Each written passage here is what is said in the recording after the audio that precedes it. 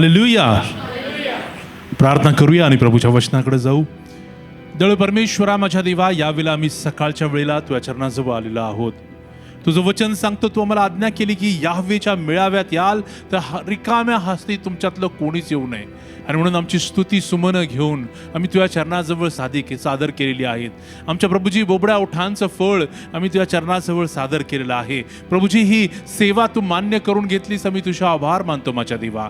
प्रभूजी जे काही मेहनत तुझे लोक तुझ्या मंदिरामध्ये करत आहेत ती वाया जाणार नाही. प्रत्येकाचं प्रतिफळ तू त्यांना देणार आहेस, आमचा पूर्ण विश्वास आहे माझ्या देवा. प्रभूजी यावेळेला आम्ही तुझ्या हातामध्ये पडत आहोत. तुझ्या रक्तसिंचनाखाली आम्हाला घे आणि प्रभूजी सर्व लक्ष तुझ्यावर केंद्रित करण्यासाठी प्रत्येकाला सहाय्य मदत कर. मी बोलणारा दास तुझ्या हातात पडतो. मी स्वतःला रिकामं करतो, म्हणतो की प्रभू तू भर आणि जे तुला बोलायचं तेच तुझ्या लोकांशी बोल. माझा उपयोग करून घे आणि तुझं गौरव होऊ दे माझ्या देवा. प्रभूजी जर आम्ही या आठवड्याभरामध्ये प्रभू कोणाबद्दल चुकलं असू तर प्रभू आम्हाला क्षमा कर. आणि प्रभू आम्ही देखील आमच्या सर्व अपराधांना क्षमा करतो माझ्या देवा. आणि प्रभूजी तुझ्या समोर तुझ्या रक्ताद्वारे शुद्ध पवित्र होऊन तुझ्या चरणाजवळ आम्ही येतो आणि तुझ्या सेवेत आम्ही रुजू होतो माझ्या देवा. धन्यवाद देतो या सर्व प्रियजनांबद्दल आणि तू त्यांना सुखरूप आणलं याबद्दल. इथून पुढच्या वेळेमध्ये देवाच्या आत्म्या पूर्ण मोकळीकता आम्ही तुला देतो. तुला जसं हवं तसं कर. आम्ही घटले जाओ आणि तू उंच केला जाओ, या शिवाच्या नावात. आमेन, आमेन, आमेन. प्रियानो, काल एका ठिकाणामध्ये मी होतो आणि त्या ठिकाणामध्ये आम्हाला लाईनमध्ये उभं राहावं लागलं.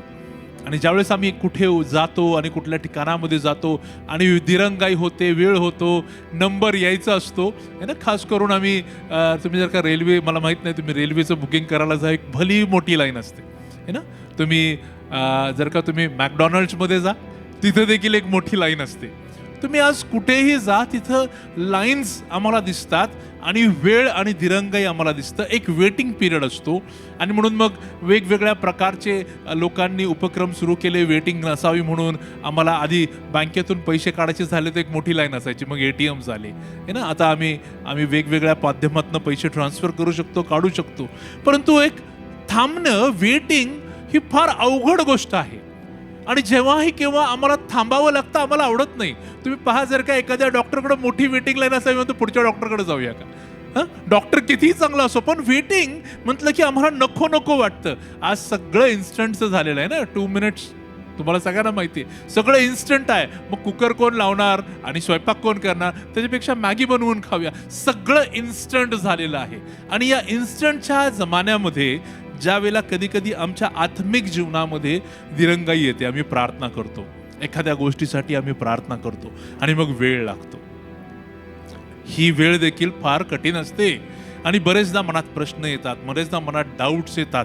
आणि हे सगळे डाऊट्स ज्या वेळेला येऊ लागतात त्यावेळेला आमच्या बरोबर काही गोष्टी घडत असतात. आमच्या स्पिरिच्युअल लाईफमध्ये काही गोष्टी घडत असतात ज्याची आम्हाला माहिती असणं फार गरजेचं आहे.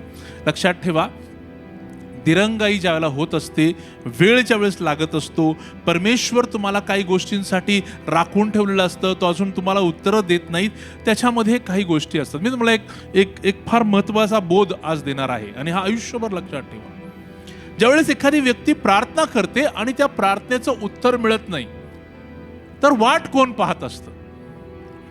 जर का एखादी व्यक्ती प्रार्थना करते आणि त्या प्रार्थनेचं उत्तर त्याला मिळत नाही तर त्या माणसाला वाटतं की मी वाट पाहतोय प्रभूची. बरोबर की नाही. आम्हाला प्रत्येकाला वाटतं की मी वाट पाहत आहे, प्रभू माझ्याशी बोला, मी वाट पाहत आहे. परंतु वस्तुस्थितीमध्ये खरी परिस्थिती ही आहे की प्रभू वाट पाहत असतो की तुम्ही कधी बदलताय. प्रभू वाट पाहत असतो की तुम्ही त्याच्या वचनाप्रमाणे जीवन कधी व्यवस्थित करताय. तो वाट पाहत असतो की तुम्ही योग्य कधी बनताय आणि तुम्हाला मी कधी आशीर्वाद देऊ. लक्षात घ्या, आमचं ते आम्ही नेहमी उदाहरण पाहतो ना, अर्धी बाटली रिकामी, अर्धी बाटली भरलेली है ना. हाफ ग्लास फुल, हाफ ग्लास एम्प्टी. अगदी तसंच आहे. आजपर्यंत आम्हाला कदाचित हेच वाटत होतं की मी प्रार्थना करतोय तर मी वाट पाहतोय. नाही नाही नाही नाही, प्रभूला तुमच्या प्रार्थनेचं उत्तर आणि तुमचा आशीर्वाद ताबडतोब द्यायचा आहे. परंतु तो वाट पाहत आहे की तुम्ही त्याच्या अपेक्षेप्रमाणे जीवन जगावं. हे जर आज तुमच्या डोक्यात गेलं असेल तर आता तुमच्या प्रार्थना आणि प्रार्थना करण्याची पद्धत बदलणार आहे. पहिल्यांदा प्रार्थना करण्याच्या आधी जर का आम्ही या गोष्टी चेक करू, तपासून पाहू की मी प्रभूच्या योग्यतेचा आहे का, मी स्वतःचं जीवन असं बनवलंय का ज्याच्याद्वारे प्रभूला मला आशीर्वाद देणं फार सोपं जाईल, फार इझिली मी मागता क्षणी मला मिळेल. आणि जर का आमची ती परिस्थिती, ती लेव्हल आलेली असेल, ती मॅच्युरिटी आलेली असेल, तर मी तुम्हाला सांगतो प्रभूचा कुठलाच आशीर्वाद तुमच्यापासून दूर राहणार नाही. है ना, कधी कधी आमची लेकरं विचारतात, संडे स्कूलची तरुण लेकरं विचारतात, पास्टर लिहिल्या मागा म्हणजे मिळेल, पण मी मागतो मला मिळत नाही. येतो का कधी मनात विचार? त्याचं कारण आहे ना, काहीतरी कारण आहे का मागितल्यावरती मिळत नाही.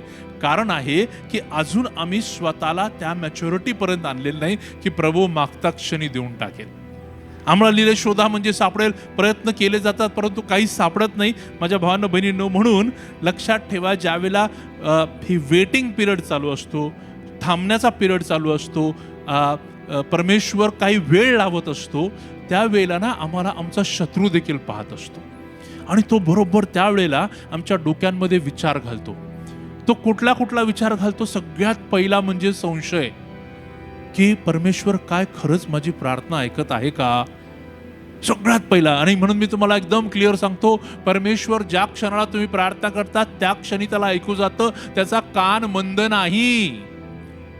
मग तो लगेच ताबडतोब तुम्हाला एखादं चित्र दाखवतो, एखादी ताबडतोब साक्ष तुम्हाला चर्चमध्ये ऐकायला येते किंवा कुठेतरी ऐकायला येतं की परमेश्वराने अमुक व्यक्तीला आशीर्वाद दिला, आणि आम्ही लगेच कंपॅरिझन करतो, मी पण तर हेच या चर्चमध्ये येतो, मी पण त्याच गोष्टी करत आहे, मी पण त्याच वचनांना वाचत आहे, मग परमेश्वराने या व्यक्तीला हा आशीर्वाद दिला पण मला का नाही दिला? आणि मग सैतान लगेच ताबडतोब, कारण परमेश्वर तुझ्यावर प्रेम करत नाही, तो त्यांच्यावर जास्त प्रेम करतो. आणि लगेच कंपॅरिझन सुरू होतं. आणि ताबडतोब जसं कंपॅरिझन सुरू होतं ना, आतमध्ये ईर्ष्या सुरू होते. ईर्ष्या सुरू झाली की एखाद्या व्यक्तीबद्दल वाईट गोष्टी मनामध्ये येऊ लागतात आणि आम्ही अधिक आणि अधिक परमेश्वरापासून दूर जाऊ लागतो. आणि या गोष्टी घडतात, रोजच्या जीवनामध्ये घडतात. म्हणून कधी सुद्धा या वेटिंग पिरियडमध्ये या गोष्टी ज्या कानावर येणार आहेत, मनात येणार आहेत, यांच्यापासून सावध राहा. तुम्ही त्या गोष्टी स्वीकारू नका. आणि त्याच्यासाठी मी आज तुम्हाला काही गोष्टी यातनं शिकवणार आहे. राग देखील येतो, आणि राग अशी गोष्ट आहे की त्या रागाच्या मुळे ना आम्ही अनेक चुकीच्या गोष्टी करून जातो. म्हणून मी एकदा माझ्या आईने मला लहानपणी सांगितलं, ती गोष्ट एकदा तुम्हाला सांगितली होती. जो व्यक्ती आपल्या मनावर ताबा ठेवतो, विचारांवर ताबा ठेवतो, तो जगावर ताबा ठेवू शकतो आणि जगावर राज्य सुद्धा करू शकतो. कोण? जो व्यक्ती आपल्या मनावर ताबा ठेवतो. म्हणून मन हे फार महत्वाचं आहे. म्हणून एकदा याशुआ आपल्या शिष्यांना शिकवत होता आणि लूक शुभवर्तमान याच्या 18व्या अध्यायामध्ये आपण जात आहोत. लूक शुभवर्तमान याचा 18वा अध्याय आणि पहिलं वचन, लूक 18:1. त्यांनी सर्वदा प्रार्थना करावी आणि खचू नये याविषयी त्याने त्यांना एक दाखला सांगितला. एक फार महत्वाचा शब्द आहे तिथं, त्यांनी खचू नये.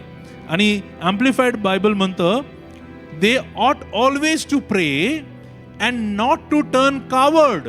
म्हणजे ते भेकड बनू नयेत. They should not have faint heart.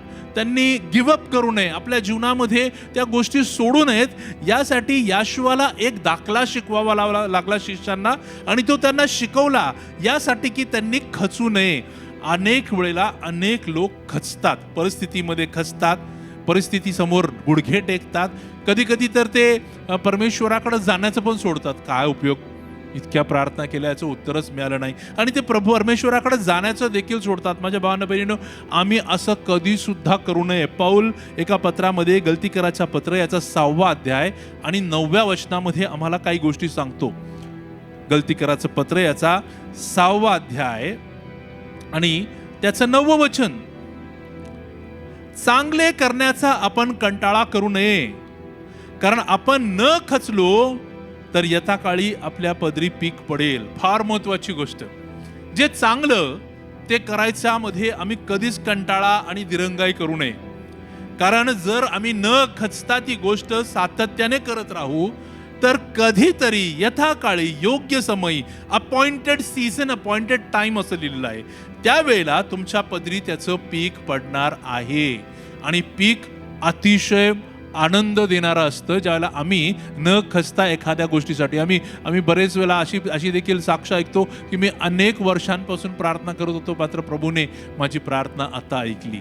कारण काय? कारण ती व्यक्ती कन्सिस्टंटली त्या गोष्टीसाठी परमेश्वराकडे राखून राहिली आणि परमेश्वराने योग्य समयाला, म्हणा योग्य समय, यावे सिदकेनू ही इज अ रायचस गॉड, तो राईट टाइमला तो सर्व गोष्टी राईट करत असतो. म्हणून कधी सुद्धा आम्ही खचू नये. आज या दाखल्याला जर का तुम्ही व्यवस्थित अभ्यासाल ना, तर त्या दाखल्यामध्ये एक विधवा स्त्री आहे आणि ती त्या अन्यायी न्यायाधीशाकडे जात असते. ती सारखं जाऊन विनंती करते. शेवटी तिला त्याचं उत्तर मिळतं. कधी कधी लोकांना असं वाटतं की आम्ही जर का जाऊन परमेश्वराला सारखं टॉर्चर केलं म्हणजे आम्हाला त्याचं उत्तर मिळेल. हा त्या दाखल्याचा अर्थ नाही. दाखल्याचा अर्थ हा आहे की तुम्ही खचू नये, तुमचा प्रयत्न सोडू नका.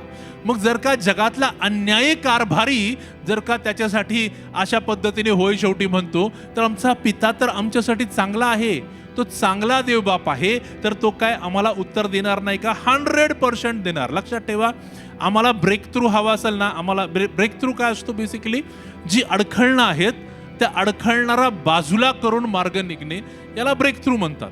आणि अनेक वेळेला अडखळणं असल्या कारणाने आमच्या प्रार्थनांची उत्तरं आम्हाला मिळत नाहीत.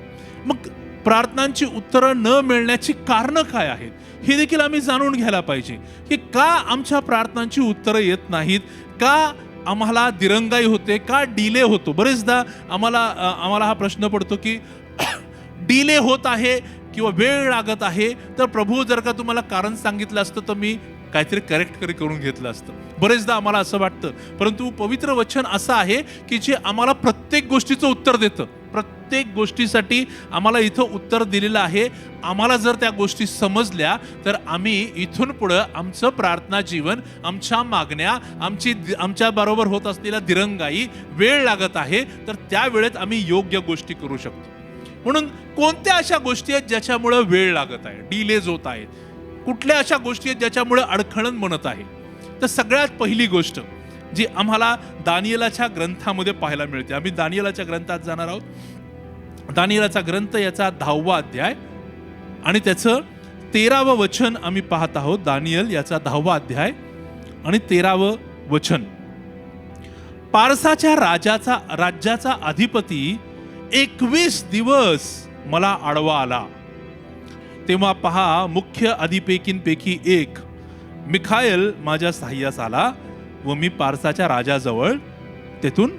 आता हे जे ठिकाण आहे ना, या ठिकाणाला थोडंसं पार्श्वभूमी आहे. पार्श्वभूमी ही आहे की दानियल परमेश्वराजवळ प्रार्थना करतो आणि तो प्रार्थना केल्या ताबडतोब ते प्रार्थना देवाच्या सिंहासनापर्यंत पोहोचते आणि ताबडतोब देवदूत त्याचं उत्तर घेऊन तिथून निघतो.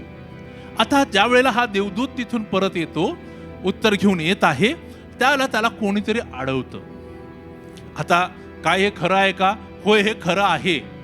कारण प्रत्येक प्रदेशामध्ये, आता लक्षात ठेवा, देर आर 3 हेवन्स, 3 स्वर्ग आहेत. इथून जिथपर्यंत गरुड उडतो तिथपर्यंत पहिला स्वर्ग, जिथपासून गरुड ते तिथून जे तारांगण आहे ज्याला आम्ही अंतराळ म्हणतो, तो स्पेसचा भाग, ते 2nd हेवन, आणि तिथून पुढे जिथं देवाचं सिंहासन आहे तिथपर्यंतचा 3rd भाग. लक्षात ठेवा, आमच्या या भूतलावरून आमची प्रार्थना स्वर्गापर्यंत जाण्याकरिता त्या प्रार्थनेला या 3 स्वर्गातनं जावं लागतं. म्हणून याकोबाच्या बाबतीमध्ये तुम्ही त्याचं स्वप्न, त्याचा दृष्टांत जस्ट पाहिला, तो त्या झाडाखाली झोपलेला होता. त्याला लक्षात आलं की हे बेथेल ठिकाण आहे, इथं परमेश्वर स्वतः राहतो. कारण त्याला एक शिडी दिसली, त्या शिडीवरनं देवदूत वर जात होते आणि खाली येत होते. आता ह्या देवदूतांचं वर जाण्याचं काम आणि खाली येण्याचं काम म्हणजे प्रार्थना घेऊन वर जाणे आणि लोकांच्या विनंती देवाच्या चरणाजवळ सादर करणे, उत्तरं घेऊन परत येणे आणि त्या लोकांपर्यंत पोहोचवणे, हे आमच्यासाठी असलेले जे सेवक आहेत त्यांचं काम आहे. आमचे सेवक देवदूत आहेत. इब्री लोकाच्या पत्रात लिहिले की ते सर्व परिचारक आत्मे म्हणजे देवदूत हे तारण पावलेल्यांच्या सेवेसाठी ठेवलेले आहेत. म्हणा, माझ्यासाठी सेवक आहेत. बरेचदा आम्ही विसरून जातो की आमच्यासाठी सेवक ठेवलेले आहेत आणि आम्हाला ती सेवा उपयोगात आणायची आहे, आम्हाला ती यूज करायची आहे. रोजच्या जीवनामध्ये आम्हाला ती सेवा उपयोगात आणता यावी यासाठी परमेश्वराने त्या गोष्टी दिल्यात. बरं, एखादी गोष्ट दिली आहे तर आम्ही ती वापरली नाही म्हणजे थोडक्यात आम्ही ती नाकारतो. समजून घ्या, एखादी गोष्ट ज्यास दिली जाते आणि जर का ती वापरली नाही तर आम्ही ती दिलेली गोष्ट नाकारतो. तसंच देवाने जी देवदूतांची सेवा तुमच्यासाठी माझ्यासाठी दिली आहे ती जर आम्ही रोज वापरत नाही तर आम्ही ती सेवा बेसिकली देवाला म्हणतो की मी माझं जीवन जगायला सक्षम आहे, माझ्याकडे सगळी ताकद आहे, माझ्याकडे हुशारी आहे. नाही, आमच्याकडे ती ताकद आणि हुशारी नाही, म्हणून देवाने आम्हाला मदत ठेवलेली आहे. लक्षात ठेवा. आणि ही मदत आहे की जी आम्हाला रोज मिळते. परंतु लक्षात ठेवा, हे सामर्थ्यवान देवदूत ज्याला आमच्या प्रार्थना घेऊन येत असतात त्याला त्यांना रस्त्यामध्ये कोणीतरी अडवतं. तुमची प्रार्थना आणि त्याचं जे उत्तर आहे, तो जो आशीर्वाद तुमच्यासाठी पाठवलाय तो कुठं अडकला? मग अंतराळामध्ये. त्या म्हणून तो म्हणतो तुमचं युद्ध रक्त मांसाशी नाही, आकाशातील दुरात्मा समूहाबरोबर आहे. लक्षात घ्या, आम्ही ज्या प्रार्थनेला उभं राहतो तुमच्या प्रार्थना वर देखील कधी कधी जाऊ दिल्या नाहीत आणि कधी कधी वरून खाली येताना देखील दिरंगाई होते. दिरंगाई का होते ह्याचं मी तुम्हाला एक्झाम्पल देत आहे की अशा पद्धतीने जी डिमॅनिक ऍक्टिव्हिटीज आहेत, अशुद्ध आत्म्यांची कामं आहेत, आमच्या शत्रूची कामं आहेत, त्यांच्यामुळे आमच्या जीवनात दिरंगाई होते आणि कधी कधी मनुष्य हे न समजता देवाला दोष लावू लागतो. दानिएलाची प्रार्थना ताबडतोब तिचं उत्तर पाठवण्यात आलं. मात्र देवाची योजना, लक्षात ठेवा, देवाची योजनेला अडखळण करण्यासाठी शत्रू नेहमी टपून बसलेला आहे. म्हणून तुमची प्रत्येक प्रार्थना, म्हणा माझी प्रत्येक प्रार्थना परमेश्वर ऐकतो आणि त्याचं उत्तर ताबडतोब मिळतं. फक्त प्रॉब्लेम आहे की दिरंगाई का होत आहे हे आम्ही शोधावं. आणि त्यातलं एक कारण आहे सगळ्या डिमॉनिक ऍक्टिव्हिटीज. किती दिवस एका देवदूताला थांबवलं होतं? 21 दिवस. बर, हा जो देवदूत येत होता त्याला कुठल्या ठिकाणामध्ये अडवण्यात आलं? पारस, पर्शिया, ज्याला आज इराण आम्ही म्हणतो, इराण इराकचा जो सगळा भाग आहे. तर लक्षात ठेवा, त्या प्रदेशावरती एक अशुद्ध आत्मा ठेवलेला आहे की त्या प्रदेशातनं जेवढ्या प्रार्थना वर जातात त्याची उत्तरच येऊ नयेत. लक्षात येत आहे? आज आम्ही कुठे राहतो? आम्ही वेगवेगळ्या ठिकाणात, काळेवाडीत राहतो, कोणी पिंपरीत राहतं, कोणी वेगवेगळ्या देवरोडला राहतं. लक्षात ठेवा, त्या प्रत्येक ठिकाणांवरती आकाशामध्ये आमचा शत्रू आमच्या प्रार्थना अडवण्यासाठी तयार बसलेला आहे. आणि ज्यावेळेला या गोष्टी झाल्या, इकडे दानिएल हा सातत्याने त्या गोष्टीसाठी देवाकडे राखून होता. त्याने त्याचा धीर सोडला नाही, तो खचला नाही, त्याला त्या गोष्टी ठाऊक होत्या. मग ज्या वेळेला देवदूत त्याला उत्तर घेऊन आला, त्याला त्या देवदूताने दानिएलला सांगितलं, दानिएला, तुझी प्रार्थना ताबडतोब ऐकली गेली होती, मला वेळ झाला. बरं, मला वेळ का झाला? कारण मला अडखळण आलं आणि मी ते सांभाळू शकलो नाही. आता लक्षात घ्या, त्या देवदूताला तिथनं सुटता आलं का? स्वतः सुटता आलं का? नाही, त्याला मदत लागली. त्या देवदूताला सुद्धा मदत लागली. त्या देवदूताच्या 21 दिवस तिथं ती झटापट झाली, तिथं त्यांच्यामध्ये संघर्ष झाला. 21 दिवस झाल्यानंतर आणखीन एका आज्ञ देवदूताला, म्हणजे जो मुख्य देवदूत आहे, याह्वे परमेश्वराच्या सैन्याचा सेनापती मिखाएल, हा स्वतः तिथं आला. आणि तो आल्यावरती या देवदूताला तिथून बाहेर निघता आलं. लक्षात घ्या, आता तुम्ही विचार करा, किती प्रार्थना जगातनं देवाकडे जात असतील रोज, प्रत्येक क्षणाला किती? पुष्कळ जात असतील. आणि विचार करा, त्या पुष्कळ प्रार्थना परमेश्वराच्या सिंहासनापासून ज्या उत्तरं घेऊन परत येत आहेत त्याला किती अडखळणं येत असतील. आणि किती वेळेला परमेश्वराच्या सैन्याला जाऊन तिथं हस्तक्षेप करावा लागत असेल. कारण ते सैन्य तिथं का गेलं, मिखाएल तिथं का गेला, त्याला कारण आहे, कारण परमेश्वर तुमच्यावर प्रेम करतो.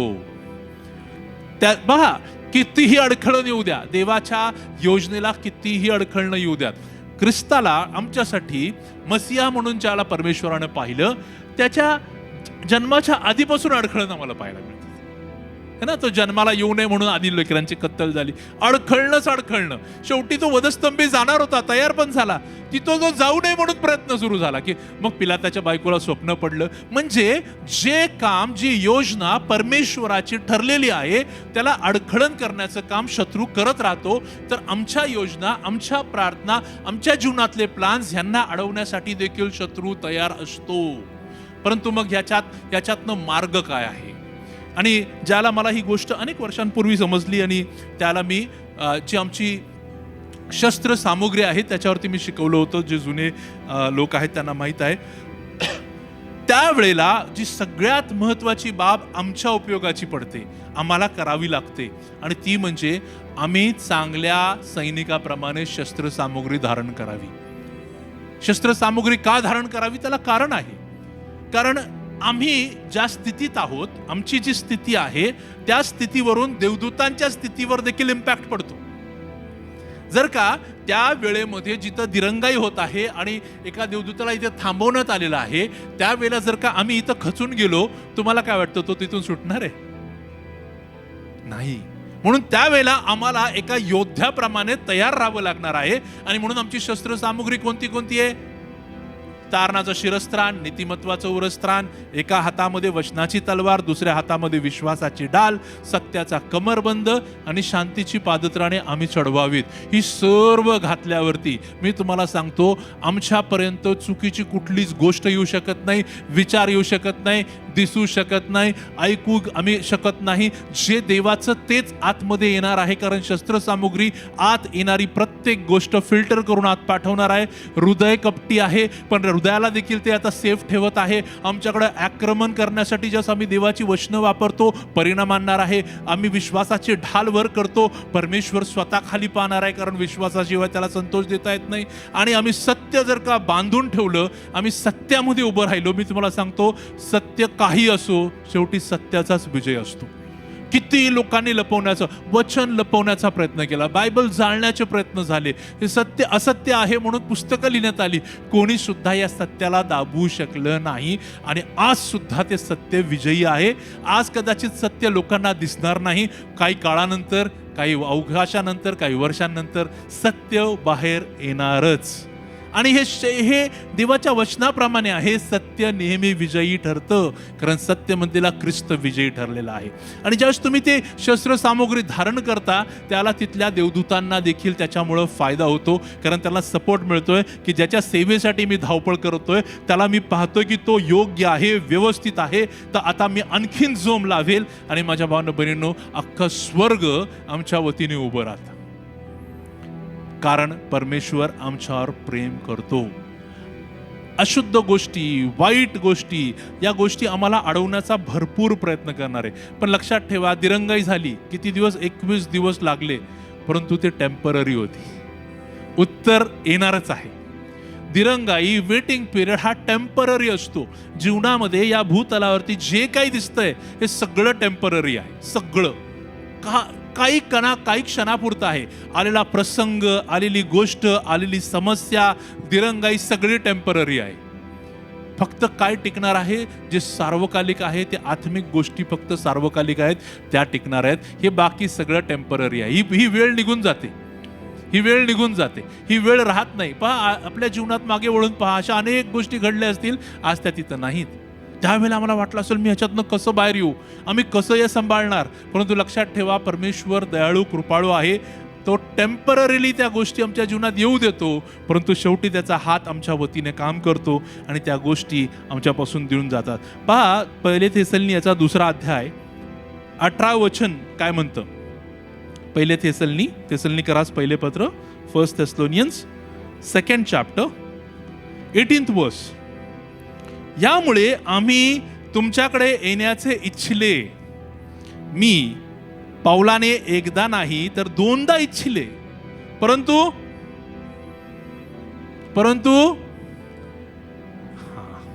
पौल या ठिकाणात आपली साक्ष देतो. काय म्हणतो? मला तुमच्याकडे यायची इच्छा होती, मी स्वतः 2दा येण्यासाठी तयारी केली, सगळं केलं, पण मला कुणी अडवलं? मला सैतानाने अडवलं. तो सातत्याने तुम्हाला अडवण्याचा प्रयत्न करणार आहे. वेगवेगळ्या गोष्टी करून तो तुम्हाला अडवण्याचा प्रयत्न करणार आहे. परंतु लक्षात ठेवा, तुम्हाला स्थिर उभं राहायचंय, खचायचं नाही. जो खचतो त्याला इंग्लिशमध्ये वर्ड आहे कावर्ड. कावर्ड म्हणजे कोण? बेत्रा, ज्याच्यामध्ये हिंमत नाही असा. आणि असं आम्ही कधी सुद्धा बनू नये. तर आम्ही या गोष्टींना पुढे घेऊन जाण्यासाठी शस्त्रसामुग्री धारण करून सातत्याने त्या गोष्टीसाठी राखून परमेश्वरापासून त्या गोष्टी आम्ही मिळवू शकतो. दुसरी गोष्ट, दुसरं कारण ज्याच्यामुळं दिरंगाई. पहिलं कारण तर तुम्हाला कळालं, आमच्या विरुद्ध आमचा शत्रू नेहमी, मी तुम्हाला सांगतो, तो देखील रात्रंदिवस काम करतो. आम्ही तरी झोपतो, तो रात्रंदिवस काम करतो. तुम्ही झोपता त्याला, पण तो बऱ्याच गोष्टी करतो. म्हणून आम्ही झोपतो त्यावेळेला आमच्या डेऱ्याच्या भोवती देवदूतांचं रक्षण करण्याकरिता एक सैन्य उभं राहतं, कारण आम्ही झोपतो. आमच्या सेवेसाठी ते तैनात आहेत. आम्ही उठतो त्याला कारण आहे, कारण रात्रभर कुणीतरी आम्हाला सुरक्षित ठेवलं. लक्षात ठेवा, दुसरं कारण हे खूप महत्वाचं कारण आहे. हे ज्याला समजलं तो आपल्या जीवनात अनेक गोष्टी साध्य करू शकतो. डिलेज घरामध्ये असलेले वाद विवाद आणि तंटा. कुणामध्ये? घरामध्ये असलेले. म्हणून मी नेहमी कुठल्याही घरी जातो आणि कुठेही जातो तर मी एकच गोष्ट सांगतो, तुमच्यात ऐक्य असलं पाहिजे, तुमच्या घरात ऐक्य असलं पाहिजे, तुमच्यात विवाद नसला पाहिजे. खास करून नवरा आणि बायको या नात्यामध्ये तर कधीच दुमत नसलं पाहिजे. त्याला कारण आहे. मग काही लोक म्हणतात की नाही पास्टर, आम्हाला बनवलंच वेगळं वेगळं आहे, आमचे विचार वेगळे आहेत. बरोबर आहे, म्हणून तुमचे विचार वेगळे आहेत, म्हणून तुमच्यासाठी मध्य गाठण्याकरिता पवित्र शास्त्र आहे. तुझं पण नाही, माझं पण नाही, वचनातलं. सगळ्यात महत्वाचं, तू जे म्हणतो ते पण मी ऐकणार नाही, मी जे म्हणते ते पण ऐकू नको, परंतु कुठं ऐकू? जे वचनात लिहिलंय ते ऐकू. ह्याच्यासाठी पवित्र शास्त्र आम्हाला दिलेलं आहे की we should come on common ground. आम्ही सगळे एकाच ठिकाणामध्ये सहमत होण्याकरिता वचन दिलेलं आहे. पहिले पेत्र याचा 3रा अध्याय आणि 7वं वचन काय म्हणतं पहा.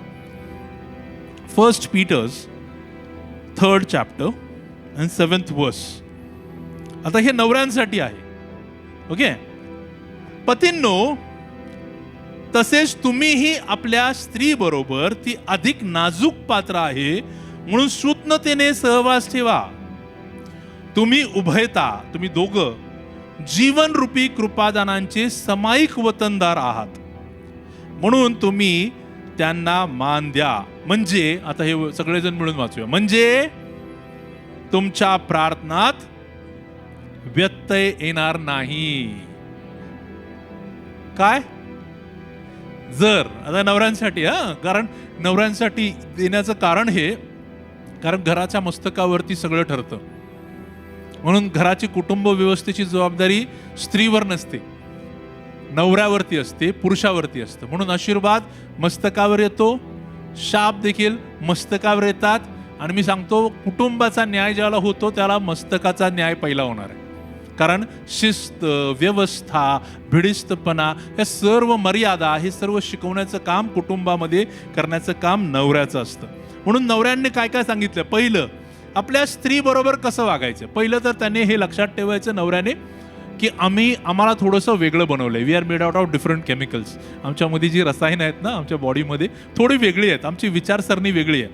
आम्ही पटकन भावनिक होत नाही, आम्ही इमोशनल होत नाही, आम्ही लॉजिकने विचार करणारे लोक असतो. आम्ही सहसा भावनिक न होता गोष्टींना सामोरे जातो. परंतु स्त्रिया तशा नसतात. त्या कमकुवत पात्र असल्याने ते भावनिक होतात. ते ज्या पद्धतीने तुम्ही एखादी परिस्थिती हाताळाल तशीच परिस्थिती ते हाताळतील, काय गॅरंटी नाही. त्या परिस्थिती वेगळ्या पद्धतीने हाताळतील, पुरुष वेगळ्या पद्धतीने हाताळेल. म्हणून परमेश्वर म्हणतो, तुम्ही लक्षात ठेवा, तुमची स्त्री ही तुमच्यापेक्षा नाजूक आहे, ती नाजूक पात्र आहे, म्हणून तुम्ही सुज्ञतेने, जरा अक्कल लावून विचार करून तिच्याशी वागा. काय करून? सुज्ञतेने वागा. पुढे काय लिहिलंय? तुम्ही उभयता सुज्ञतेने का वागायचं त्याचं कारण. तुम्ही दोघं, एकटा नाही बाबा, तू एकटा स्वतःला शहाणा समजू नको की मी मस्तक आहे. परमेश्वर म्हणतो, लक्षात ठेव, तुम्ही दोघं सुद्धा समान वारस आहात. तुम्हाला दोघांना जी गौरवयुक्त कृपादानं मिळाली त्यात तुम्ही समायिक वतनदार आहात. त्यामुळं कोणी वर नाही, कोणी खाली नाही. स्त्री ही, म्हणून पहा, स्त्रीला का बरगडीतनं काढलं बाजूने? कारण ती समान आहे. ना डोक्यातनं काढलं, ना पायातनं काढलं, मधून काढलं. बिकॉज दे आर इक्वल, कारण ते पुरुषाबरोबर सामायिक वारसदार आहेत. आता इथं लिहिलेलं आहे, म्हणून तुम्ही त्यांना मान द्या. Respect your woman. म्हणजे काय होईल? रिस्पेक्ट युअर वुमन कराल तर काय होईल? तर तुमच्या प्रार्थनांना व्यत्यय येणार नाही. नाहीतर तुम्ही किती पण प्रार्थना करा. पुरुषांसाठी आहे बरं का. ब्रदर्स सकाळी येतात, सकाळी प्रेयरला 6 o'clock आम्ही सुरू करतो. लक्षात ठेवा, प्रार्थनांची उत्तरं हवी असतील ना, आपल्या स्त्रीला मान द्या. घरात भांडणं असली नाही पाहिजेत. दोघांची मत एक मत झालं पाहिजे. कधी कधी आम्हाला असं वाटतं माझंच खरं. बरेचदा असं होतं, बरेचदा आमच्या जीवनांमध्ये देखील होतं. आम्हाला वाटतं माझंच मत खरं, आणि स्त्रीला वाटतं तिचंच मत खरं, आणि कधी स्त्रीला वाटतं तिचं मत खरं, नवऱ्याला वाटतं नाही ती चुकीची आहे. लक्षात ठेवा, याच्यासाठीच पवित्र शास्त्र दिलं. आम्ही त्याला पवित्र शास्त्र वाचायला काढत नाही, आम्ही बाकीच्या सगळ्या गोष्टी करतो. आम्ही आईबापाला फोन लावतो, बहीण भावांना फोन लावतो, सगळीकडे चर्चा करतो. पण वचन सांगतं पहिलं पवित्र शास्त्रात जाऊन पहा ती गोष्ट कशी हाताळायची आहे, आणि जशी पवित्र शास्त्रात सांगितली हाताळायला तशी हाताळा. एकदम सिंपल. मी तुम्हाला सांगतो, ख्रिस्त याशुवाच्या बद्दलचे उदाहरण, याहवे परमेश्वराबद्दलचं उदाहरण. इस्रायलाला परमेश्वराने आपली वधू म्हणून निवडलं होतं, आपल्यासाठी आपले लोक, आपलं राष्ट्र म्हणून निवडलं. परंतु इस्रायलाने वारंवार वारंवार वारंवार देवाच्या विरुद्ध फितुरी केली, त्याच्या विरुद्ध गोष्टी केल्या. पण परमेश्वराने त्यांना सोडलं का? नाही. तो सहन करत गेला. कधी नवरा चुकेल, कधी स्त्री चुकेल, एकमेकांना सहन करत राहणं, सांभाळत राहणं हे आमचं कर्तव्य. ज्या घरात या गोष्टी चालतात त्या घरामध्ये प्रार्थनांची उत्तरं लवकर मिळतात. कारण जिथं दोन लोक एका गोष्टीवरती सहमत होतात ती गोष्ट प्रस्थापित होते. काय वचन आहे? जिथं दोघं किंवा तिघं एखाद्या गोष्टीवर सहमत होतात ती गोष्ट प्रस्थापित होते, म्हणजे ती एस्टॅब्लिश होते, ती वस्तुस्थितीमध्ये प्रकट होते. कोण? दोघं किंवा तिघं. इथं तर दोघं म्हटले की नवरा बायको मला लगेच लक्षात येतात, उभयतांच्या बद्दल आहे. दोघं ज्या वेळेला एका गोष्टीसाठी एक गोष्ट करायला तयार होतात ना, मी तुम्हाला सांगतो त्याच्यात तुम्हाला बरकत आणि यश आहे. अनेक वेळेला कपल्स एखादा योजना घेऊन, एखादा प्लॅन घेऊन माझ्याकडे येतात ना, मी पहिल्यांदा विचारतो, नवरा आला तर पहिल्यांदा बायकोचं मत काय आहे? मग कधी कधी नवरा वाटत, पास्टर असं का म्हणतात, बायकोला का विचारत, मला जास्त कळते. नाही नाही नाही, तुला जास्त कळत असेल पण तुला अडखळणं येतील. इथं लिहिलंय, मी नाही म्हणत. इथं काय लिहिलंय? म्हणजे तुझ्या प्रार्थनात व्यत्यय येणार नाही. म्हणजे तुम्ही जर का एखादी योजना सुरू केली, बिझनेस सुरू केला, परंतु तुमच्या स्त्री तुमच्या बरोबर नाही, तुमच्या दुमत आहे त्याच्यावरती, तर 100% पुढे जाऊन तुम्ही अडकणार आहात. आणि म्हणून आम्ही ज्याला एक होतो, एक मत होतो, आम्ही सर म्हणून तर पहा, त्या प्रभूने बनवलंच तुम्हाला तसं आहे हो. तो म्हणतो, तो मी बघाल ना तर तो म्हणतो, आदाम तिला पाहतो म्हणतो, ही माझ्या हाडातलं हाड, मांसातलं मांस आहे. आणि प्रभू म्हणतो की तुम्ही एकमेकांना जडले जावं, तुम्ही एक व्हावं. फक्त देहात नाही, सर्व गोष्टींमध्ये, विचारांमध्ये, मनांमध्ये, तुम्ही सर्व निर्णयांमध्ये, घरामध्ये, समाजामध्ये एक व्हावं, ही देवाची इच्छा आहे. आणि ज्या घरात स्त्री आणि पुरुष असे एक होतात, मी तुम्हाला सांगतो त्या घराची उन्नतीच होत असते ना. कधी कधी स्त्रियांना वाटतं की आम्ही जाऊन पटकन शॉपिंग करून येतो. जरूर जा, पण नवऱ्याला जर घेऊन गेला तर अधिक चांगली शॉपिंग होईल. एखादा एक्स्ट्रा ड्रेस आवडला तर फायनान्स मिळेल, हे की नाही. कधी कधी नवऱ्याला वाटतं की मी एखादी गोष्ट करायला जातो, मी एकटा जाऊन करून येतो. स्त्रीला घेऊन जा बाबा, काय पुढे अडचण आली तर स्त्री म्हणणार नाही तुम्हीच उद्योग केला होता. भागीदार पाहिजे ना कोणीतरी, है ना. म्हणून आम्ही एकमेकांना ज्यावेळेस धरून गोष्टी करतो, मी तुम्हाला सांगतो घरामध्ये आशीर्वाद आल्याशिवाय राहत नाही. आम्ही एकमेकांना सन्मान देतो आणि आम्ही एकमेकांना सहन करतो, आमच्या गोष्टी सोप्या होतात. राग एक अशी गोष्ट आहे कुटुंबांमध्ये, राग तो मुलांमध्ये असतो, पती पत्नींमध्ये असतो, जो खूप मोठी आग लावून जातो. वणव्यासारखी आग पेटते, एकदा सुरू झाली ना एकापासून दुसऱ्याला ट्रान्सफर होत राहते. आणि रागात काय होतं मी तुम्हाला सांगतो, राग का घातक आहे. रागात आमच्या मनात देखील नाहीये त्या गोष्टी बोलतो आम्ही. You really don't mean it.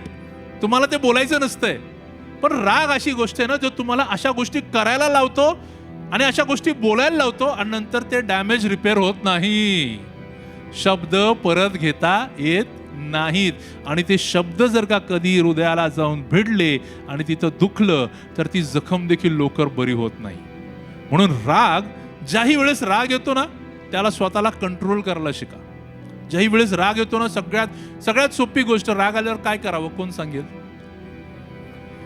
राग आल्यावर सगळ्यात पहिलं गप्प बसावं, बोलायचंच नाही. त्याने काय होतं? पाप होत नाही. राग आल्यावर न बोलल्याने, गप्प राहिल्याने आमच्याकडून पाप होत नाही. राग येणं साहजिक आहे आणि योग्य गोष्टींसाठी राग येणं योग्य आहे. जसं ख्रिस्ताला मंदिरामध्ये ज्या चुकीच्या गोष्टी घडत होत्या त्याला राग आला. कुठल्या गोष्टी घडत होत्या मंदिरामध्ये? पहिली गोष्ट नाही, सगळ्यात पहिली गोष्ट, तिथं बाजार मांडला होता. तिथं पैसे ट्रान्सफरिंग ऑफ मनी, एक्सचेंज. आज आमचं जे एक्सचेंज, मनी एक्सचेंज आहे ना, ते तिथं होत होतं. ते ठिकाण नाही, मंदिर ते ठिकाण नाही की जिथं पैशाच्या गोष्टी घडाव्यात.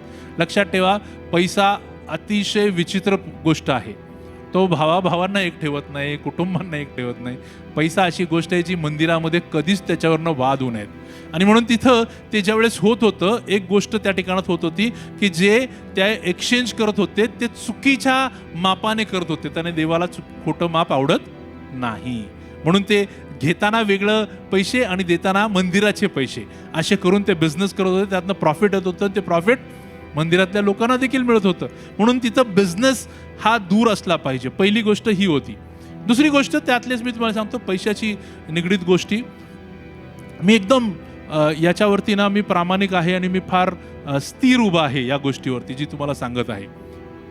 लक्षात ठेवा, ज्यावेळेला मुख्य याजक वर्षातनं एकदा देवाच्या आतल्या परमपवित्र स्थानामध्ये जात होता, एकदाच वर्षातनं एकदा जायला त्याला टर्न मिळायचा. मग त्याला तो स्वतःला पूर्ण चेक करायचा. बरं, याजकाचा जो पेहराव होता ना, त्या काळात याजकाच्या पेहराव्यासारखा पेहराव दुसरा राजाकडे पण नव्हता. राजे सोनं बिनं घालायचे, पण ह्याच्याकडे जो पेहराव होता, जो एफोद तो घालायचा, तुम्हाला ते त्याच्या टर्बन, ज्याला आम्ही त्याची पगडी म्हणतो, त्याच्यावरती एक सोन्याची पट्टी असायची, याह्वेसाठी पवित्र. त्याच्या अख्ख्या उरावरती 12 रत्न असायची इस्रायलाच्या वंशाचे. आणि त्याचा तुम्ही पहा, अहरोनाचा जो झगा आहे त्याचा तुम्ही अभ्यास करा, जो एफोदाचा झगाचा अभ्यास करा. अतिशय कॉस्टली, अतिशय त्या काळातला सगळ्यात महागडा तो असावा, असा झगा तो घालायचा आणि तो सेवा करायचा.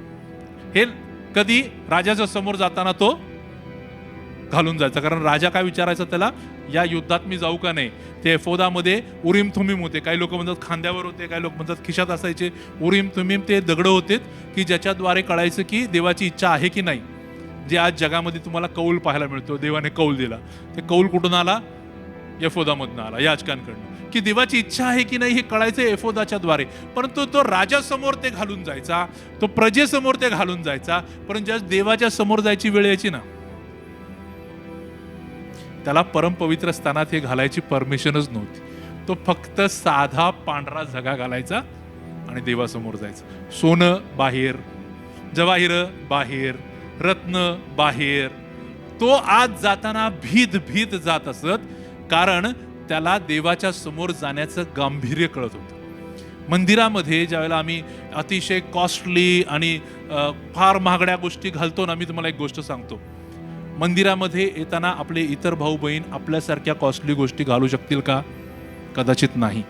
त्यांच्यासाठी आपण अडखळण कधी बनायचं नाही. त्यांच्यासाठी कधीच अडखळण बनायचं नाही. कारण तुम्ही कुणासमोर चाललाय?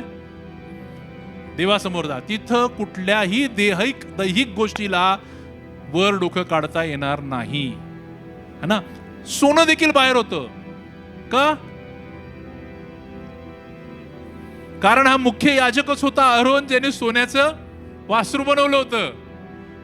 ते सोनं घेऊन देवासमोर गेला की देवाला त्याला व्यभिचार आठवल. तू व्यभिचारी आहेस, ते सोनं घालून माझ्या समोर येतोयस.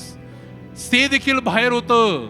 माझ्या भावांना बहिणीनं लक्षात ठेवा, देवाच्या समोर जाताना आम्ही किती काळजीपूर्वक जायला हवं. कुठल्या गोष्टींची आम्ही दाद घ्यायला हवी. दुसरी गोष्ट, मंदिरामध्ये त्याला काय होत होती? बैल होती, जनावरं होती, है ना. ज्या गोष्टी तिथं अर्पणांसाठी येत होत्या त्या विकण्यासाठी त्या गोष्टी तिथं आणून ठेवल्या होत्या. त्याने कोडा घेतला, त्यांना बाहेर काढलं, बरोबर. तिसरी गोष्ट काय होती? कबूतर विकणारी होती, त्यांना देखील बाहेर काढलं. मंदिर साफ केलं ख्रिस्ताने. त्याला त्याच्यासाठी राग आला. तो त्या मंदिराच्या आवेशाने भरला गेला आणि तिथं तो राग योग्य होता. याह्वे परमेश्वराला जे पाप आहे त्याचा राग आहे. परंतु पाप्यांबद्दल, जे पाप करतात त्यांच्यावर तो रागवत नाही, त्यांच्यात असलेल्या पापावर तो रागवतो. म्हणून भावांनो बहिणींनो, लक्षात ठेवा, ज्यावेळेला आमच्या घरांमध्ये आम्ही आमचं जीवन जगत आहोत, आपल्या विषयाकडे आपण परत येत आहोत, त्यावेळेला आमच्याकडून पाप घडू नये म्हणून रागच येऊ देऊ नका. योग्य गोष्टींसाठी रागवा. मंदिराला लेट येत असतात, रागवा. उशिरा उठतात, प्रार्थनेला जॉईन होत नाही, रागवा. या गोष्टींसाठी रागवा, कारण त्या देवाच्या दृष्टीने योग्य रागाच्या पद्धती आहेत. लेकरं आई वडिलांच्या अधीन नाहीत, रागवा, कारण तो योग्य राग आहे आणि त्याला परमेश्वर तुमचा न्याय त्याच्यावरनं होणार नाही. म्हणून लक्षात ठेवा, आम्ही ज्यावेळेला एकमेकांना सन्मानित करतो घरामध्ये, लेकरं असोत, आईबाप असोत, कोणी असोत, आमच्या नात्यांमध्ये जसं आम्ही सन्मानित करतो, लक्षात ठेवा आम्ही आमच्या प्रार्थनेची उत्तरं लवकर मिळवतो. आपण एक वचन वाचू, इफिस्करास पत्र याचा 4 अध्याय, एफिशियन्स 4, 26 आणि 27 वचन, 26 and 27. तुम्ही रागवा परंतु पाप करू नका. तुम्ही रागवा पण पाप नाही झालं पाहिजे. योग्य गोष्टीसाठी रागवा. तुम्ही रागात असताना सूर्य मावळू नये. म्हणजे ज्या दिवसाचा राग दुसऱ्या दिवशी परत तो विषय नाही काढायचा ना. म्हणजे त्याला काय म्हणतात, what is it called, carry forward ना. आम्हाला जास्त मोबाईल सुरू झाले होते प्रीपेड, आणि जास्त बॅलन्स कॅरी फॉरवर्ड व्हायचा, खूप आनंद व्हायचा. पण रागाच्या बाबतीत अगदी उलट आहे, पुढे घेऊन जायचं नाही. ज्या दिवसाचं त्या दिवसाला पुरे. आणि जर का तुम्ही ते होऊ दिलं तर तो 27 वचन म्हणतं, जर तुम्ही राग घेऊन पुढे गेलात, सैतानाला तुम्ही वाव देणार आहात, तुम्ही त्याला संधी देणार आहात. कारण जिथं तुम्ही रागवाल तिथं सैतान देवासमोर जाऊन म्हणणार, पहा पहा, हे माझं लेकरू आहे, तुझं नाही, हे माझं आहे, कारण हे माझी फळं देत आहे. माझ्या भावांनो बहिणींनो, लक्षात ठेवा, अनेक ठिकाणांमध्ये रागाने थैमान घातलेला आहे. अनेक ठिकाणांमध्ये, संसारांमध्ये आहे, कामावरती आहे. आमचा रागिष्ट स्वभाव आतमध्ये ना कटुता तयार करतो, आणि ज्यावेळेस कटुता येते ना त्याला पाप घडतं. म्हणून ही कटुता येऊ नये म्हणून आधीच आमचा जो दृष्टिकोन आहे या गोष्टी हाताळण्याचा तो बदलायचा आहे. आम्हाला पहिली गोष्ट लक्षात ठेवायचं आहे, म्हणा, व्यक्ती वाईट नाही, व्यक्ती मागची शक्ती वाईट आहे. त्या व्यक्तीला जी गोष्ट करायला लावत आहे ना ती गोष्ट वाईट आहे. व्यक्ती कधीच वाईट नाही, कुठलीच व्यक्ती, कारण ती देवाचं लेकरू आहे. पण थोड्या वेळापुरतं ते लेकरू भगतं, थोड्या वेळापुरतं ते प्रभावाखाली येतं, कधी कधी ते सैतानाला वाव देतं आणि चुकीच्या गोष्टी करून बसतं. परंतु ती व्यक्ती वाईट नाही, ते ज्या गोष्टी करायला लावणारे आतमधून ज्या गोष्टी त्याला परावृत्त करत आहेत ना, म्हणजे त्याला दोन प्रकार आहेत. एक, जिथं एखाद्या व्यक्तीमध्ये दुरात्मा येऊन बसतो आणि पूर्ण ताबा घेतो, आणि दुसरी गोष्ट आहे, तो त्याच्यावर पूर्ण ताबा घेऊ शकत नाही, कारण आतमध्ये पवित्र आत्मा ऍक्टिव्हली काम करत आहे एकदम सक्रियतेने. मात्र त्या व्यक्तीवरती तो प्रभाव टाकतो. काय करतो? प्रभाव टाकतो. पछाडणं म्हणजे आत राहणं आणि प्रभावाखाली येणं, या दोन वेगळ्या वेगळ्या गोष्टी. आणि म्हणून प्रभावाखाली कोण आलं? आमची सगळ्यांची आई ईव, हवा प्रभावाखाली आली. प्रभावाखाली आली आणि चूक करून बसली.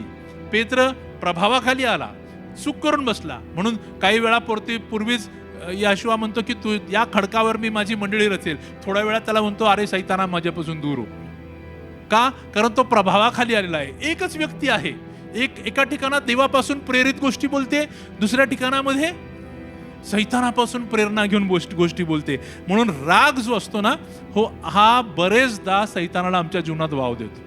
म्हणून सगळ्यात पहिली गोष्ट, रागवू नका, आणि रागवला तर पाप करू नका. राग येणार, प्रश्नच नाही, परंतु राग आल्यावरती पाप होऊ नये याची काळजी घ्या. पुढची गोष्ट आम्ही पाहत आहोत. एक गोष्ट, पहिली गोष्ट आम्ही पाहिलं की आमच्या प्रार्थनेना दिरंगाई होते, कारण व्हेरी गुड, आम्हाला आमच्या प्रार्थना या आकाशातील सर्व दुरात्मा समूहांना पार करून जातात आणि पार करून येतात, तिथं अडकतात. दुसरी गोष्ट आम्ही पाहतो, ज्या वेळेला एकमत नसतं, घरामध्ये युनिटी नसते, त्याला प्रार्थनांची दिरंगाई होती. नवऱ्यांच्या प्रार्थना ऐकल्या जात नाहीत, तशा स्त्रियांच्या प्रार्थना ऐकल्या. आणि काही स्त्रिया खुश होतात नवऱ्यांवरती बोलल्यावरती, नवऱ्याच्या प्रार्थना ऐकल्या. अरे पण तू पण त्याच्यातच आहेस, तू एक आहेस, त्याच्या बरोबर आहेस, त्याची गेली म्हणजे तुझी पण गेली, त्याची इज्जत गेली तुझी इज्जत गेली, असं आहे. म्हणून नवऱ्याची प्रार्थना ऐकली जात नाही म्हणजे कुटुंबाची प्रार्थना ऐकली जात नाही, तुमच्या दोघांची प्रार्थना ऐकली जाते. तिसरा जो भाग आहे जो मला तुम्हाला सांगायचा आहे, ते जरासं समजण्यास आमच्या बुद्धीला थोडं अवघड आहे. आम्ही मानवी बुद्धीच्या आहोत. आम्ही अल्प अशा बुद्धीने त्या सामर्थ्यवान परमेश्वराला नाही समजू शकत. ज्या वेळेला परमेश्वर स्वतः दिरंगाई करतो, पहिली तर कळाली अशुद्ध आत्म्यांमुळे, दुसरी कळाली आमच्या स्वतःच्या मतभेदांमुळे, आणि तिसरी जी आहे ना, चला परमेश्वर स्वतः लेट होतो मुद्दाम. उदाहरण देऊ लेट बनण्याचं. याशिवाचं खूप प्रेम होतं लाझारसावर, मार्थेवर, मरियेवर. आणि लाझारस आजारी पडला, खूप आजारी पडला. आणि मग मार्था मरियाने त्याला निरोप पाठवला की प्रभूजी, आमचा भाऊ तुमचा मित्र आजारी आहे, तुम्ही या. त्यांना माहित होतं तो आला की हा बरा होणार, फुल कॉन्फिडन्स होता. याशिवा आला का हो? तिथं लिहिले 4 दिवस तो जिथं होता तिथंच राहिला. आता इथं प्रश्न येतो, मग मार्था मरियाने असं, प्रभू फक्त वरून आमच्यावर प्रेम दाखवतो, कृतीमध्ये काय दाखवत नाही, है ना. बरेचदा लोक मला प्रश्न विचारतात, पास्टर तुम्ही का लेट करता, पटकन का गोष्टी करत नाही? कारण आहे त्याला, जोपर्यंत देवाचा आत्मा सांगत नाही आम्ही नाही करणार. कारण ते आतून जोपर्यंत लिडिंग येत नाही त्या गोष्टी करूच नये. अक्कलीने करायला जाल आम्ही फसून बसू. म्हणून देवाच्या आत्म्यावर अवलंबून राहणं फार गरजेचं असतं. लक्षात ठेवा, इथं ज्यावेळेला या लाझारसाच्या जीवनामध्ये प्रभूने लेट केला ना. एक गाणं आहे, help is on the way, तुम्ही जर का ऐकलं, इंग्लिशमध्ये आहे help is on the way. तर तिथं लिहिलंय की he is never late, he is always on time. आम्हाला वाटतं तो लेट आहे, पण तो नेहमी वेळेत असतो. आणि ती वेळ तो ठरवतो आणि ती योग्य वेळ असते. आमची वेळ योग्य नसते. पहा, लक्षात घ्या, या सर्व जे क्रुशल टाइम होता लाझारसाच्या जीवनामध्ये, की तो आणि त्याची बहीण, त्यांचं घर त्यांनी जणू काय प्रभूसाठी देऊन टाकलं होतं. त्यांना प्रभू यायचा तर त्यांच्या घरी राहायचा, जेवायचा, अगदीच चांगले घनिष्ठ संबंध होते. आणि आता लाझारस आजारी पडल्यावरती लोक बघत होते, आता बघूया यांचा मित्र येशू येतो का, है ना. आणि मग लोकांनी खूप नावं ठेवली असतील, त्यांना लोकांनी भडकवून दिलं असेल. मी तर सांगतो सैतानाने पूर्ण हात धुवून घेतला असेल. मार्था मरियाच्या बद्दल लिहिलं नाही देवाच्या आत्म्याने इथं, पण मी तुम्हाला म्हणतो त्यांच्या मनामध्ये त्याला मोठं युद्ध झालं असेल. सैतान म्हणला, बघ इतके दिवस त्याच्या मागे फिरत होतात, इतके दिवस त्याच्यासाठी या गोष्टी केल्या, त्याला जेवण दिलं, घरात ठेवलं, आणि काय आता काय झालं, तो आहे का तुमच्या बरोबर? आणि ज्याला ह्या सगळ्या गोष्टी घडल्या त्याला मग 4थ्या दिवशी मात्र ख्रिस्त येशू तिथं आला, है ना. तुम्ही एक गोष्ट विचार करा, जर का ख्रिस्त येशू त्याच वेळेला आला असता आणि लाझार मेलाच नसता, काय झालं असतं? एक चमत्कारांमध्ये एक ऍडिशन, जसं शिमोनाच्या सासूला पेत्राने बरं केलं, पेत्राच्या सासूला ख्रिस्ताने बरं केलं, एक चमत्कार. आणखीन एक चमत्कार ऍड झाला असता, एक एक्स्ट्रा 2 लाईन वाढल्या असत्या पवित्र शास्त्रामध्ये. पण आता एक चॅप्टर ऍड झालाय, एक अख्खा उदाहरणासाठी तुमच्या आणि माझ्यासाठी एक बोध तयार झालाय. एक, ही इज नेव्हर लेट. म्हणा, ही इज नेव्हर लेट. तो कधीच वेळ आणि दिरंगाई करत नाही. आणि जर होत असेल तर त्याला काही कारण आहेत. एक तर तुम्हाला पहिलं सांगितलं, दुसरं कधी आम्हीच असू, आणि तिसरं आहे की देवाला त्याचं सामर्थ्य दाखवायचंय तुमच्या जीवनामध्ये. त्याला दाखवून द्यायचंय तुमच्या आजूबाजूच्या लोकांना, तुमच्या आजूबाजूच्या परिस्थितीला, की तो या सगळ्या. एक लक्षात ठेवा, ज्याला नाही का, आम्ही असं एक उदाहरण घ्या की आम्ही एका दोरीला पकडले आणि आता खाली मोठी खाई आहे आणि आता त्या दोरीने आमचा हात सरकत चाललाय, शेवटी आलोय आम्ही त्या दोरीच्या. काय करावं इथं? काय करावं? तुम्हाला काय वाटतं काय करावं? एक नियम आहे, जे दोरीवरती वर चढतात त्यांना माहिती आहे, म्हणून तुम्हाला विचारतोय. त्या दोरीच्या शेवटी एक गाठ मारली जाते. बघितली कधी? तुम्हाला माहिती का असते? कारण वरून घसरला तरी शेवटी येऊन गाठीला धरून तरी उभा राहील. म्हणून जर कधी दिरंगाई होत आहे आणि वेळ लागत आहे, खाली परिस्थिती झाली, गाठीला धरून तिथं पकडून उभे राहा, कारण तिथं देव येऊन तुम्हाला भेटणार आहे. सोडून जाऊ नका. तुम्ही पडलात तिथं लिहिले भेकड आहेत असले लोक, त्यांच्यात कुठल्याही प्रकारची शूरता नाही. परमेश्वराला जे जबरदस्त ते लोक आवडतात, आणि म्हणून त्या ठिकाणामध्ये धरून उभे राहा. परमेश्वर तिथंच येऊन तुमच्या ज्या वेळेला सगळा प्रयत्न संपतो आणि तुम्ही शेवटाला येता, जिथं तुम्हाला आता माहित आहे की मला फक्त एकाच ठिकाणातनं मदत येऊ शकते, तिथं परमेश्वर आपला सामर्थ्याचा हात घेऊन तुमच्या मदतीसाठी येतो. त्याला लाजरासाच्या जीवनामध्ये लोकांना हे दाखवून द्यायचं होतं की माझं सामर्थ्य मृत्यूवर देखील चालतं. आधीच बरा केला असता तर मृत्यूवर ते सामर्थ्य दिसलं असतं का? अजिबात नाही. त्याने दिरंगाई केली कारण त्याला दाखवून द्यायचं होतं मरणाला सुद्धा माझं ऐकावं लागेल. हा बाबा लाजरस आज अधळलोकात असो किंवा सुखलोकात असो, त्या ठिकाणात देखील माझीच इच्छा पूर्ण होते, तिथून मी त्याला काढू शकतो, हे त्याला दाखवायचं होतं. आणि म्हणून दिरंगाई झाली. आज आमच्या जीवनामध्ये जर का अशी दिरंगाई होत असेल ना, मी तुम्हाला सांगतो आनंद करा. मी तुम्हाला म्हणतो एक सगळ्यात मोठं अँटीडोट, ज्याला मी म्हणतो ना वॅक्सिनचा प्रकार असतो, की तो जो आम्हाला आयुष्यभर टिकवतो तो म्हणजे प्रभूचा आनंद. मी तुम्हाला सांगतो सैतान कशाच्या मागे आहे ना, तुमच्या जीवनात दोन गोष्टी ज्या एकत्र चालतात, एक आहे शांती आणि दुसरा आहे आनंद. तो सगळ्यात पहिलं तुमच्या जीवनातली शांती भंग करण्यासाठी प्रयत्न करणार. जशी तुमची शांती भंग झाली रे झाली, अशांतता पसरते, तुम्ही खुश राहू शकत नाही. शांती भंग झाल्यावर कोणी खुश राहू शकत नाही. म्हणून सैतान बाकी तुम्हाला कुठंच डिस्टर्ब नाही करणार. तुम्हाला आशीर्वाद मिळते मिळू दे, प्रमोशन मिळते मिळू दे, फक्त काय याला शांती, याला झोप नाही लागली पाहिजे, ह्याची शांती भंग करायची. हे केल्याने तो आज तुमच्यावर अक्षरशः राज्य करतोय. तुमची शांती भंग करून तो तुमच्या जीवनांवर, तुमच्या परिस्थितींमध्ये तो राज्य करतोय. आम्हाला त्याचं ते राज्य काढून घ्यायचंय. आम्ही आमची शांती भंगच होऊ देणार नाही. काही हो, अग्नीत जरी गेलो तरी शांत उभं राहणार, कारण माझ्या कपड्यांना काही एक फरक पडणार नाही. माझं शरीर लय लांब, माझं शरीर खूप लांब, माझ्या कपड्यांना सुद्धा त्या अग्नीचा फरक पडणार नाही, कारण शद्रक मेशक अबेदnego बरोबर असंच घडलं. तिथं काय होणार? मला सिंहाच्या गुहेत टाकतील का? मला काही फरक पडत नाही. सिंहाची मुखं बंद करणारा तिथं उपस्थित आहे. मी आपली शांती टिकवून ठेवणार आहे. काही हो, समोरची परिस्थिती हो, लोक भडकोत, लोक कारस्थानं करोत, परिस्थिती हो, काही हो, मरण जरी आलं ना तरी घाबरायचं नाही, कारण मरणावर राज्य करणारा प्रभू माझा प्रभू आहे. हालेलुया.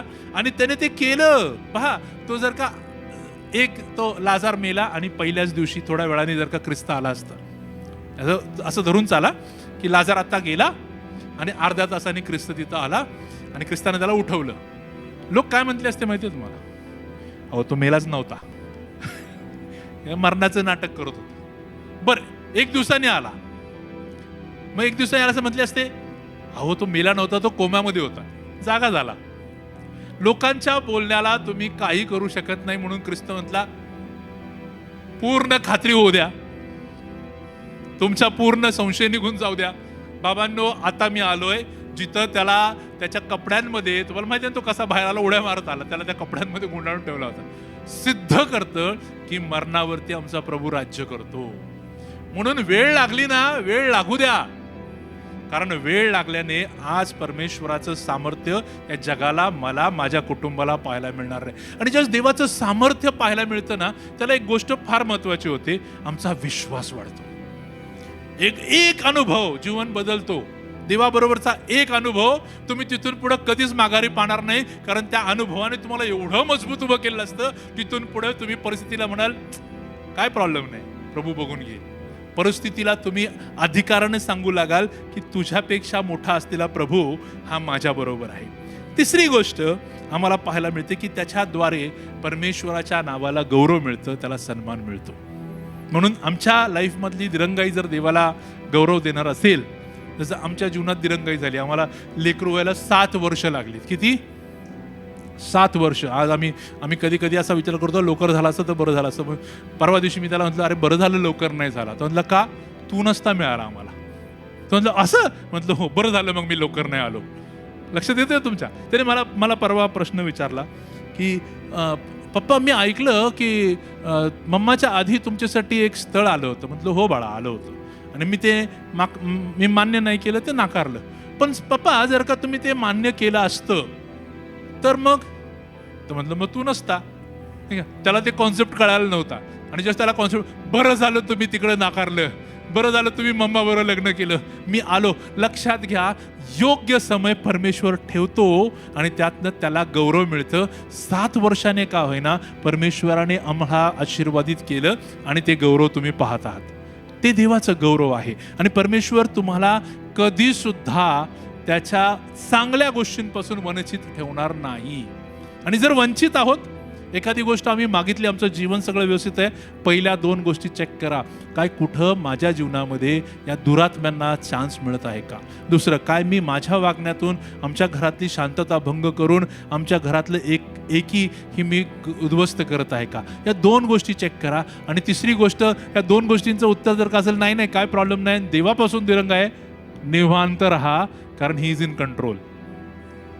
तो सर्व गोष्टींवर नियंत्रण करतो. म्हणून ज्याही वेळेस आम्ही ज्या वेळेला एक गोष्ट लक्षात ठेवा, ज्यावेळेला आम्ही या दिरंगाईच्या प्रसंगातनं जात असतो, वेळ होत असते, त्यावेळेला तुम्ही कोण आहात ना हे कधी विसरू नका. त्यावेळेला स्वर्ग तुम्हाला तिथून वरून जशा पद्धतीने पाहत असतो आणि जग ज्या तुमच्याकडे पाहत असतं, यामध्ये खूप मोठा फरक आहे बरं का. जग तुम्हाला पाहतं की हे अपयशी आहेत, ह्यांना काही यश मिळत नाही, उगाचच हे देवभिरू झालेत. लोक म्हणतात देवभिरू झालेत, देव देव करत फिरतात. परंतु स्वर्ग ज्यावेळेस तुम्हाला स्वर्गातनं पाहत असतो, परमेश्वर ज्यावेळेस पाहत असतो, त्याला त्याच्या नजरेमध्ये तुम्ही फार अनमोल विशेष असता. उदाहरण देतो, पुरावा देतो. चला आपण दानिएलाच्या ग्रंथात जाऊ. 10वा अध्याय 11 वचन. 21 दिवसांची दिरंगाई चालू होती आणि 21 दिवसानंतर हा देवदूत दानिएलाला भेटायला आला. दानिएल 10:11 मध्ये लिहिलंय, तो म्हणाला, देवदूत त्याला म्हणाला, हे दानिएला, परमप्रिय पुरुषा. काय लिहिले? ओ, म्हणजे ज्याला आम्ही वाट पाहत असतो, we are the beloved of God, त्याला आम्ही देवाचे सगळ्यात प्रिय असतो. हे कधीच विसरू नका. ज्या वेळेला तुम्ही वाट पाहतात, आशा धरून राहिलेले लोक आहात ना, त्यावेळेला तुमची स्थिती स्वर्गाच्या दृष्टिकोनातनं अतिशय तुम्ही देवाचे प्रिय लेकरं झालेले असतात. तो त्याला इथंच नाही, आपण 19 वचन देखील वाचू बघा. 19 रिपीट झालंय. देवदूत त्याला म्हणतो काय? परमप्रिय मानवा, भिवू नकोस. कोण? परमप्रिय. म्हणा मी परमप्रिय आहे, मी वाट पाहत आहे, मी परमप्रिय आहे, दिरंगाई होत आहे, मी परमप्रिय आहे. लक्षात ठेवा, ज्याला एखादी गोष्ट पवित्र वचनात 2दा लिहिली जाते ना, मी खचित सांगतो, किंवा 2 वेळा एकाच गोष्ट रिपीट केली जाते, परमेश्वराला तुमचं लक्ष त्याच्याकडे आणायचं असतं. वाट पाहताय का? तुम्ही माझे परमप्रिय आहात. हालेलुया. म्हणून ज्याही वेळेस आम्ही आमच्या या सर्व दिरंगाईमध्ये बसलेलो असतो, त्याला आम्हाला टार्गेट करण्यासाठी आमचा शत्रू तिकडून ठरलेला असतो, इकडून परमेश्वर वाट पाहत असतो, तो तुम्हाला आशीर्वाद देण्याची वाट पाहतो. तिथं त्यामध्ये उभा असताना तुम्हाला निर्णय घ्यायचा असतो की मी कुठल्या बाजूला जाणार आहे. हे जर तुम्हाला माहित असेल ना की तुम्ही परमप्रिय आहात, तुम्ही याला कधीच जवळ करणार नाही, तुम्ही शत्रूला कधीच जवळ करणार नाही, त्याला कधी चान्स देणार नाही. पहा, त्याला फक्त तुम्ही जे टिकून राहिलेला आहात ना, त्या टिकून राहण्याला त्याला उद्ध्वस्त करायचं असतं. शत्रूला त्या गोष्टी तुमच्यापासून काढून घ्या, संशय, विचार आणि मग अशांतता ज्यावेळेस तो तुमच्या जीवनांमध्ये देतो, त्याला नाकारायला सुरुवात करा. हे प्रॅक्टिकली करा. ज्याही वेळेस तुमच्या मनात नकारार्थी विचार या, नाकारा त्याला. ज्याही वेळेस मनामध्ये एखादी अशुद्ध गोष्ट येईल, नाकारा तिला.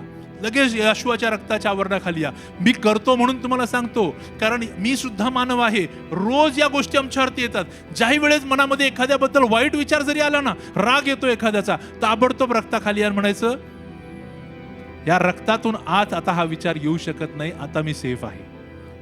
ताबडतोब या गोष्टींना कंट्रोलमध्ये आणा आणि मग पहा तुमचे रिझल्ट किती फास्ट बसणार आहेत. स्तोत्रसंहिता 8 मध्ये एक गोष्ट, तुम्ही काय आहात देवाच्या दृष्टिकोनातून, तुम्ही कोण आहात लक्षात घ्या. स्तोत्रसंहिता 8वा अध्याय, साम्स 8 4, 5 आणि 6 ही वचनं आहेत आणि मला खूप आवडतात. माझ्या आईने माझ्याकडनं स्तोत्र 8 पाठ करून घेतलं होतं लहानपणी आणि ते मला खूप प्रिय आहे.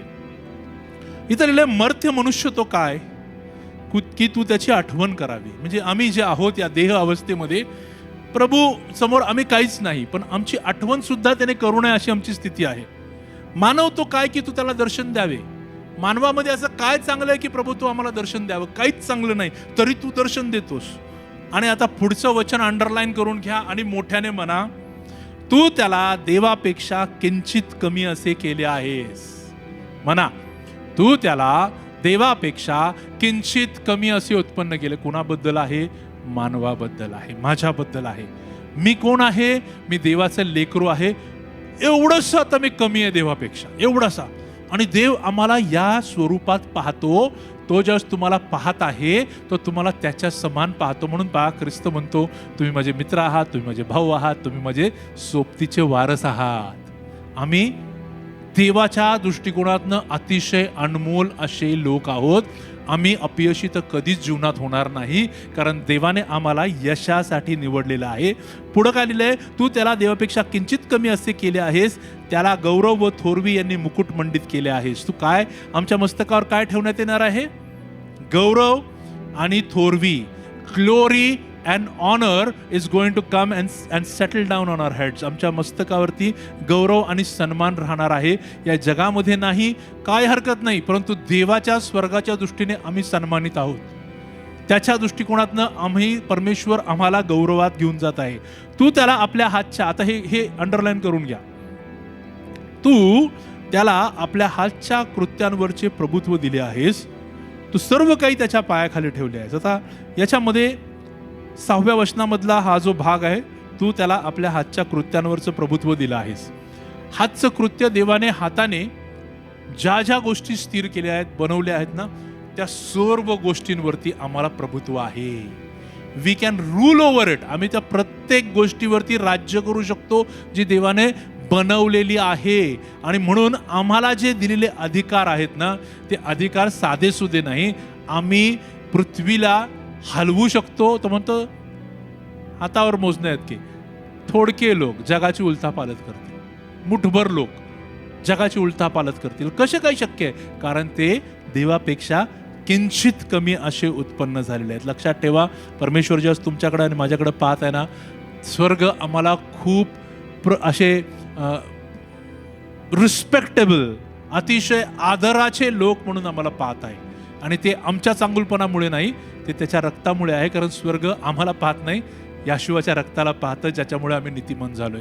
त्याचं नीतिमत्व आम्हाला मिळाले. म्हणून आम्ही आमच्या जीवनामध्ये या गोष्टी कायम लक्षात ठेवाव्या की जर दिरंगाई होत आहे, त्याला 3 कारणं आहेत.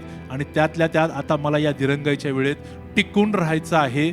आणि मला त्या जर का दोरीच्या मी शेवटी आलोय ना, तर त्या गाठीला धरून राहणार आहे. मी सोडणार नाही, मी टिकून राहणार आहे. कारण मला ठाऊक आहे की इथंच परमेश्वर येणार आणि माझी भेट घेणार आहे. परमेश्वर देवबाप करो आणि ही सर्व वचनं तुमच्यासाठी अत्यंत आशीर्वादाची होत. याला आपण आपले डोळे बंद करणार आहोत आणि प्रार्थना करणार आहोत.